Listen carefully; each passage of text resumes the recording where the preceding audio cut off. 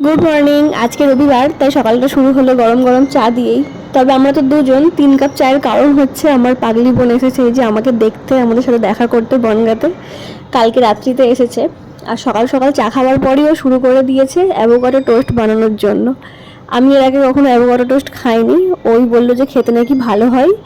তো আমি বললাম আমি বানাতে জানি না। ও বললো আমি নিজেই বানাচ্ছি, তুই শুধু আমাকে কী কী লাগবে সেগুলো একটু হাতের কাছে করে দে। ব্যাস। আর ইনি তো বাজার করে এসে একদম খুব ক্লান্ত এসে শুয়ে পড়েছে। আর এত সুন্দরভাবে বানালো বাবা! আমি বললাম যে দেখে নি তাহলে রেসিপিটা, আমি পরে যদি আমার ভালো লাগে খেতে তাহলে আমি পরে বানাবো। ও তখন বলছে হ্যাঁ অবশ্যই বানিয়ে খাবি, এটা শুধু যে একদম টেস্টি তা না, তার সাথে সাথে কিন্তু প্রচণ্ড হেলদিও। আমি বললাম ওকে, তাহলে আমি বানিয়ে খাবো। টোস্ট তো এখানে বানানো কমপ্লিট, এবার সব খেয়ে দেখার পালা যে কীরকম খেতে হয়েছে।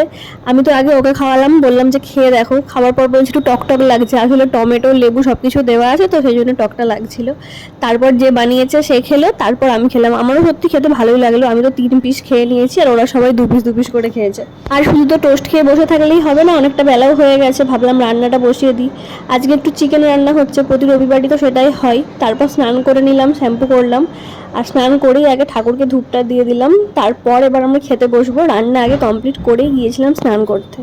আর আমার এই তুলসী গাছটা কি ভালো হয়েছে, আগে যতবার তুলসী গাছ লাগিয়েছি এত ভালো হয়নি।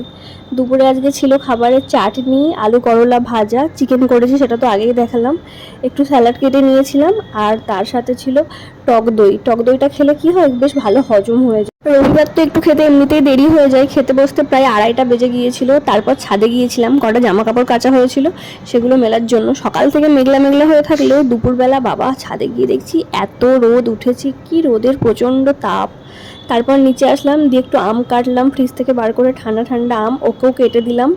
ওই যে পুরো রেডি হয়ে গেছে, কারণ ও আজকে চলে যাবে। মানে কালকে রাত্রিবেলা এসেছে 9টার পর, মানে ঝড়ের গতিতে এলো আর ঝড়ের গতিতে আমার একদম মন টন খারাপ করে দিয়ে ব্যাস চলে গেল। আবার যে কতদিন পর দেখা হবে কে জানে।